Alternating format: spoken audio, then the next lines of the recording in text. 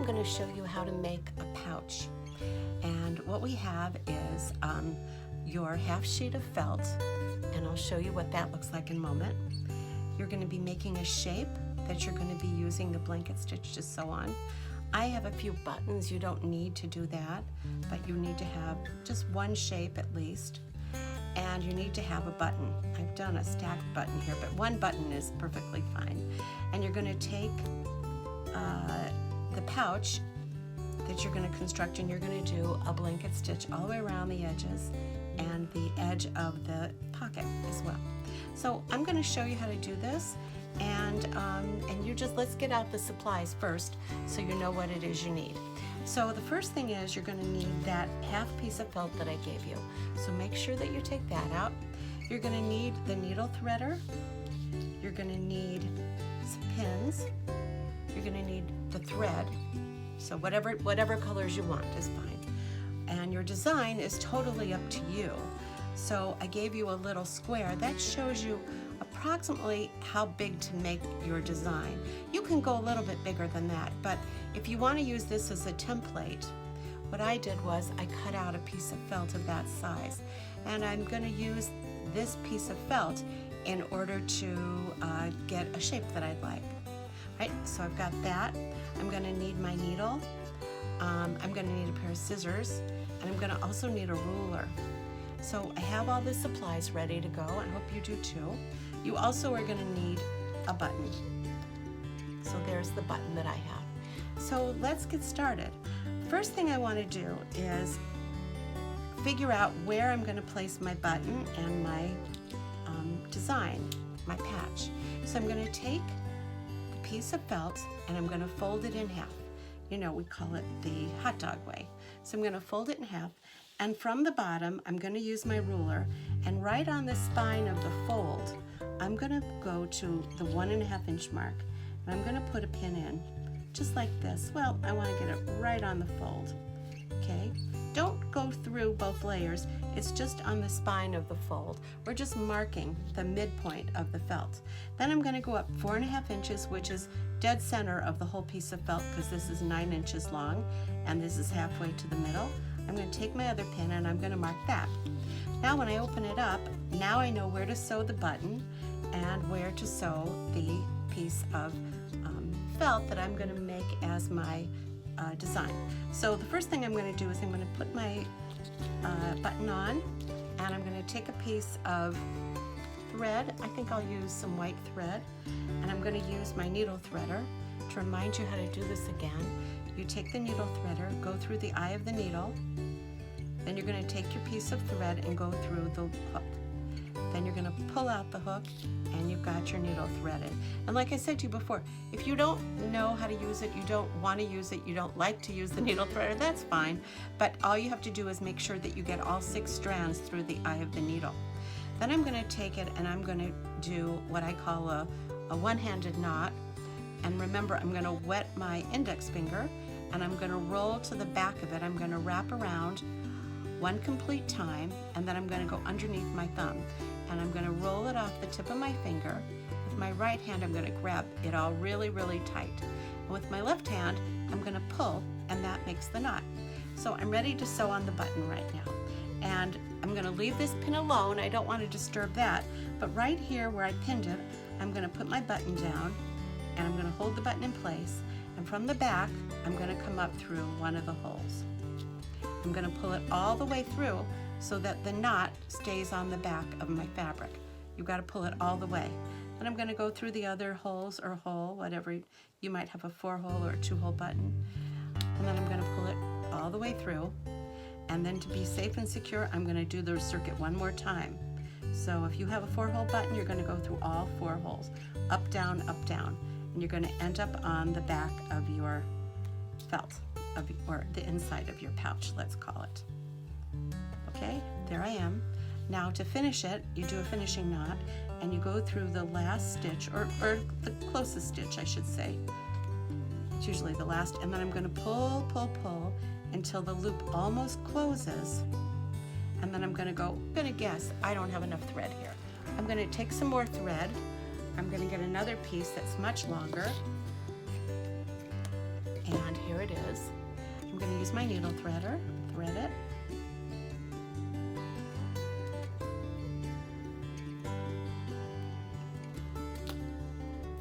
Make my knot at the end.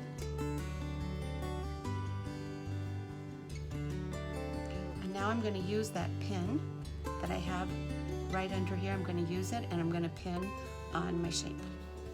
Push the pin in, push the pin out. Remember, I told you before, this is not considered pinning. This won't do anything but hurt you. So you want to put it in and push it out. All right, so now I have my shape in place, and I'm going to start anywhere I want to. And I'm going to do the blanket stitch. So let's remind ourselves how to do that. You go down through the main color, down through my blue, up through my lavender, and up through the loop. Okay. Down through the blue, up through the lavender, up through the loop.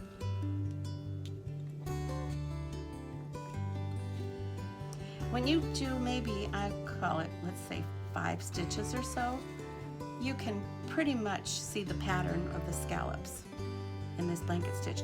And that's what I want you to use. Don't use a running stitch. Don't make up your own stitch. I want to see, and I'm going to grade you on the quality of what you're doing, and I'm asking you to do is the blanket stitch. It's the stitch that you use when you apply one fabric over another to finish off the edge so that the edge isn't just sticking out there. You want to make sure that you cap around it with some stitches. It's called a finished edge. All right, right now I think I've used enough stitches to hold on that pin, so now I'm just going to remove it and know that everything's going to stay in place. I'm going to go around the whole circle.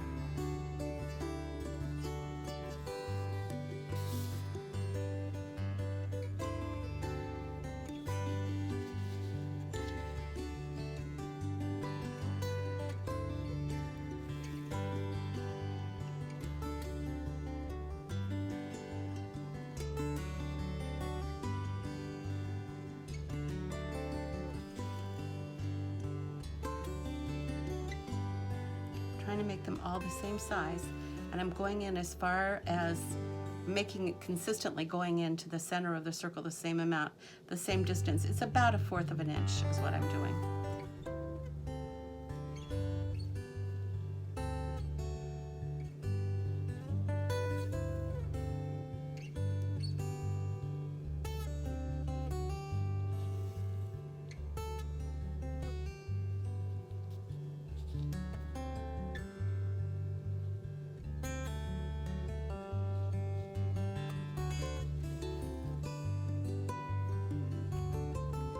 Easy the first time you do something, so don't have limited patience. You've got to really have patience, and the difference between somebody that does something average and the way that somebody does something better than average, I would say, is because of the patience that they have.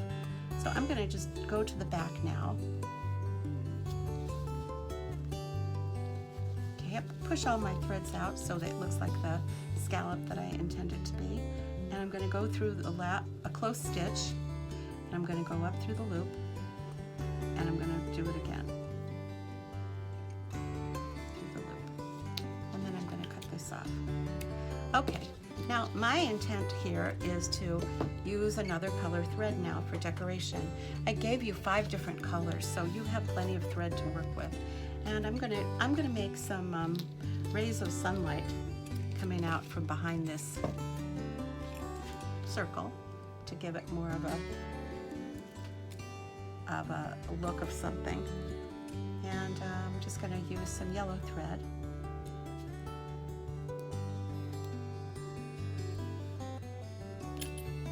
And again, the tail end, don't ever tie that on. You have the long end, that's where your knot goes. I'm going to take it and go like this. I'm going to go from the back. I'm going to make it, I'm not going to go real big with this because of the way that the pouch is going to be folded. So I'm going to go small little rays.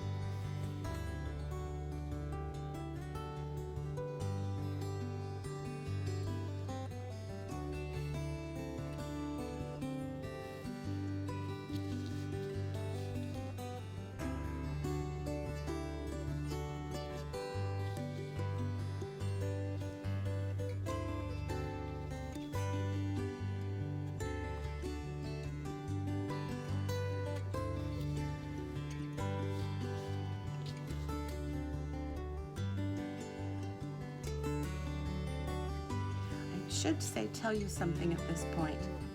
I hope it's not too late, but I want you to know what to do.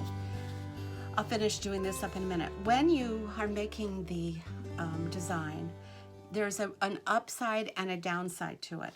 I'm putting the button close to me. That's going to be underneath. It's going to go like this. This is going to end up being the flap going like this, okay? So the design, the picture that you have should be facing this way. Like, in other words, the way that I did this heart. If I sewed the heart upside down, then I would have trouble, because it would be, when I go ahead and I put the whole thing together, the heart would be upside down. So because I made a circle, it really didn't matter. But if you're making a design like a moon, maybe you want it to be facing up, or you have an initial that you want to show, or hearts, or anything else, you want to make sure that you turn it the right way. So I'm just going to tell you now, hopefully not too late. And if you did do it upside down, then we have a solution. I have a solution for you. Let me show you in a moment. All right, so I've got this finished up. That's what I wanted. And I'm going to go in the back. I'm going to grab the closest stitch, and I'm going to make my finishing knot. Go through the same exact stitch, and I'm making the double knot.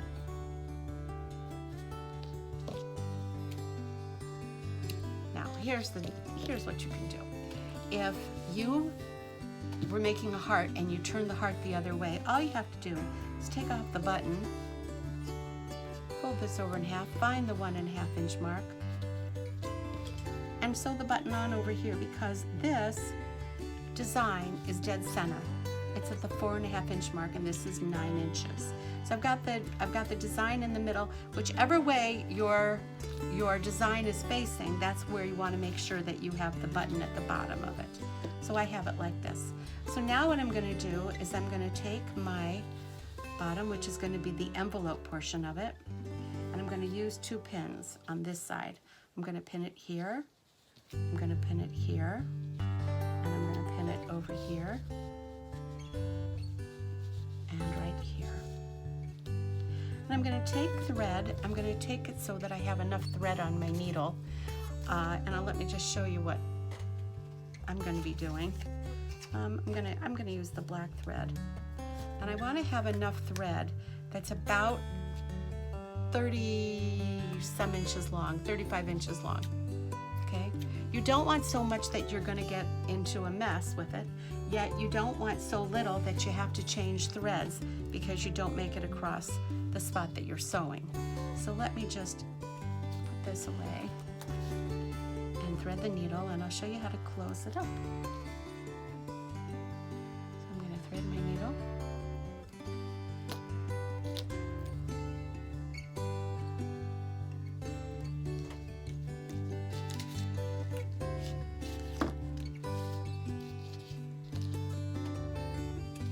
All right, so I'm going to start from right inside of here, and I'm going to be sewing up here, and I'm going to be sewing around the flap. I'm going to also be sewing across the pocket, but I want to show you what I'm going to do and what I want you to do. The pocket flap is not square. I'm going to be cutting a design or curve to it. So what you do is you fold this in half, and with scissors starting right here, you're going to cut a shape ending at the top of the flap. And if you don't like it, like I don't like that one because it's kind of choppy, you can go over it again. Just make sure that you go smooth with it. And the other thing that I want to tell you, sometimes some people I've noticed have had trouble cutting felt. It's a little different than cutting paper, which you're used to. But when you cut any fabric, the scissors are not supposed to be passive. They don't just open and close, because then for sure you're going to get a bunch of choppy cuts. When you cut felt, you have to take your finger, your thumb has to be pulled toward you, and your other fingers are pushed away from you. So you create some tension right here in the scissors. This is what's going to give you the smooth cut. It's not a matter of opening and closing it up like that. I've seen too many students that don't understand that this is for your thumb, the one hole, and this is for either 2 or 3 fingers, the elongated hole. All right, so now I'm gonna go through and we're gonna close this up. I'm gonna come up through the inside of the pocket, and I'm gonna pull it so that the knot stays on the inside. Then I'm gonna do the blanket stitch around the edges.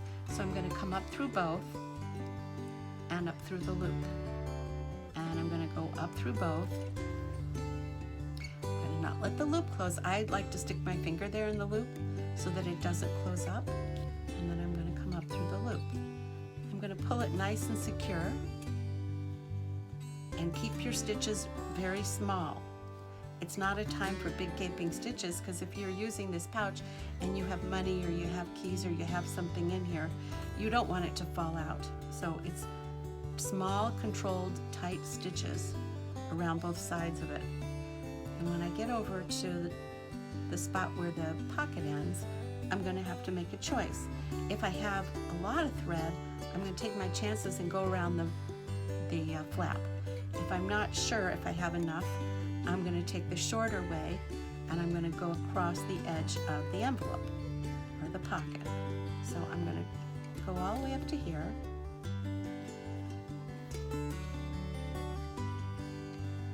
And I'm going to look and see what I think. And I don't think I have enough to make it around the whole edge of the flap, because you really need quite a bit to do the blanket stitch. So I'm ready to take out these pins, and I've decided I'm going to go across this way now. You see how this looks? You're going to do the blanket stitch across the edge. So I'm going to go ahead and do that. As you can see, I sewed across this way, and I made sure that I didn't sew the edge of the pocket to the flap. Be careful. You're going to just sew across here. And then what I did was I rethreaded my needle. I started it on the inside of this opening, and I came around, I sewed all the way around to here, and I hid the ends of the thread on the inside of my pouch. So now the only thing that I had left to do was to bend this back, take a pair of scissors, make a little tiny snip right at the spot where the button is, and then it's finished. I added a face. It's all done. Be creative as you can. Enjoy yourself. Have fun.